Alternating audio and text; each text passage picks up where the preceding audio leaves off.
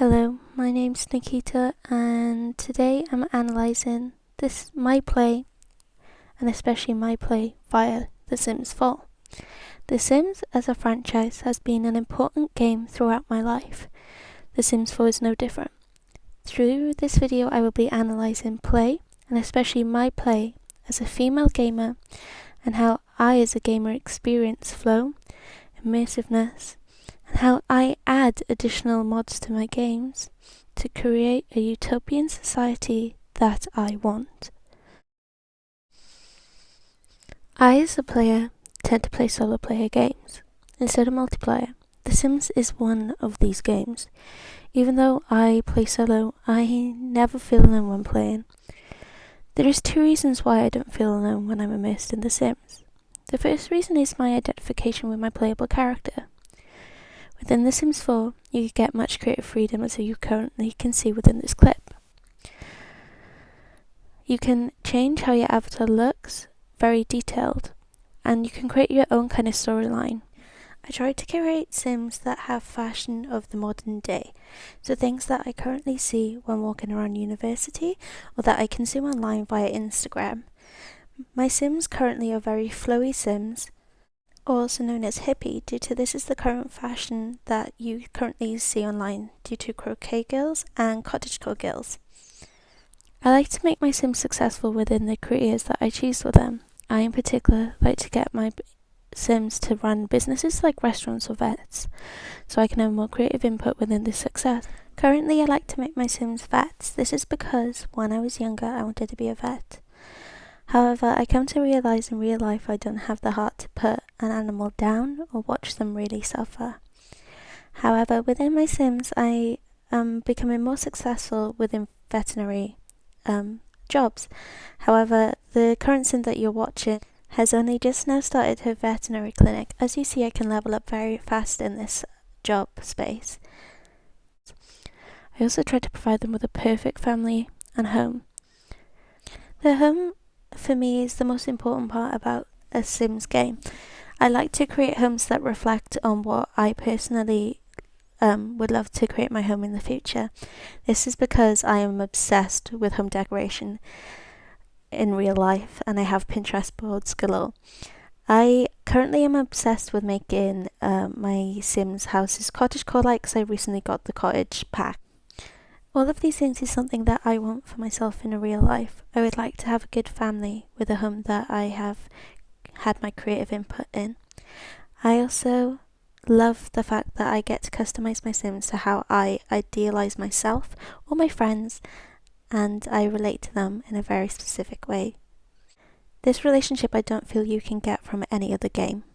The second reason I don't feel alone within playing The Sims 4 is I personally create parasocial relationships with my NPCs by bonding over their day, their careers, and other things. Gameplay has become so seamless when I'm emotionally invested within a game. The Sims 4 has managed to keep me emotionally invested since 2014, when I bought it on pre-order. That means I've been playing The Sims for almost 4 years. And I play The Sims for about 2 to 3 hours per week. I have reached this amount of emotional investment through the gameplay via choices, flow, and grounded cognition. Grounded cognition occurs when a player takes an alternative identity or social situation within their gameplay that they desire within their real lives. When I'm playing, the freedom to choose is important to me. It gives me an element of control within my gameplay. I create an ideal life for my Sims and consistently choose the path that I want them to go down. This freedom and control is what primarily keeps me emotionally invested within The Sims, as I personally believe that no other game gives you as much freedom of choice than The Sims. When I play, the game takes up all my attention and immerses me into a world of ecstasy, away from the hardships of reality. This establishes a certain flow, Often I become so engrossed in the game thanks to the flow, resulting in me losing the concept of time. I usually set out to play The Sims for an hour or two to escape my reality, but by the time I've sprung back to reality, it's usually been about 5 hours or longer, where I could have been doing more important work within my real life, but I'm gaming.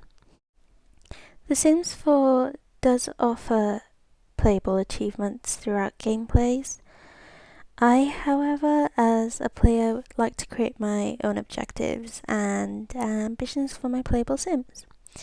I enjoy starting these little businesses and building connections within my playable characters. I set goals to create successful businesses, like my veterinary clinics, or to pursue the arts in creating art or music. However, I also like to create successful romantic relationships between my playable characters and my NPCs.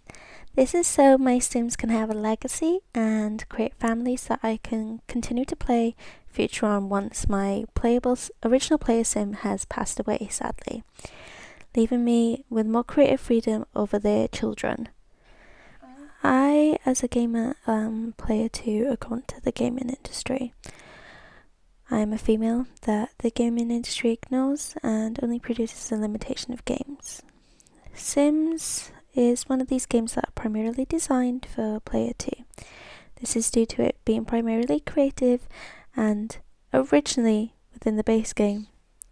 I agree and follow the ideologies of player 1 within my Sims gameplay. This is because I follow the ideologies of violence and sexualization of games. I do this by making my own playable Sims like a male would, by giving them sexualized looks and story narratives. In my game, my characters are frequently voluptuous women with small waists who engage in sexual acts or provocative behavior inside the plot I create. The Sim currently on screen is one of the Sims I have created a few months ago. She has become one of my primary Sims that I use within my gameplay at the moment in Sims 4. Also within my gameplay, I incorporate violence between my playable characters and the non-playable characters in their vicinity. In order for me to do this, I have had to download violence mods that allow my Sim to kill other Sims through violent acts, or just in general do violent acts to the NPCs around them, as you can currently see. I, as a player, am influenced by the culture around me and how I create my Sims. The reason I conform to the ideas of Player 1 and the objectification of women is due to the media that I primarily consumed when growing up. This included games such as GTA, where women are objectified throughout the game. However, recently I have been slowly incorporating more realistic Sims and Sim play within my games.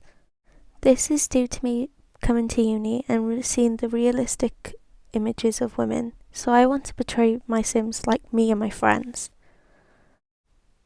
Within my gameplay, I view myself as the creator, like a god, within these worlds. I like to create a utopia society. In order for my idea of a utopia society to happen, I use mods to create more accurate depictions of women. Games frequently create women playable characters that do not fairly reflect women, but act like male characters, even in games that are targeted especially towards female gamers, aka the player 2 type. Game designs always avoid incorporating the reproductive cycles of women and portraying women in general as a real woman within games. The biggest problem I have with The Sims is that it doesn't replicate a woman's biological makeup, and as a female player I find this crucial to my aspect of play. I added the menstrual cycle mod to my game, as you can see currently, so I could play my vision of a utopian society. I use other modifications and custom content within my gameplay, in order to create more accurate depictions and representation of people in societies. This includes race, birthmarks, amputations, and health conditions. Overall, The Sims has been an important part of my life and will be forever one of my favourite franchises. The Sims 4 as a game itself will always be a comforting and relaxing game for me as a player. And even when The Sims 5, as we highly anticipate, will come out within the next 5 years, I will always revert back to playing Sims 4, as I did when Sims 4 came out and I reverted back to playing Sims 3. I would like to thank you today for listening and watching my gameplay and how I critically analyse myself as a gamer and play itself. So yeah, thank you for your time today, and again, thank you for listening to me and watching my video. Bye!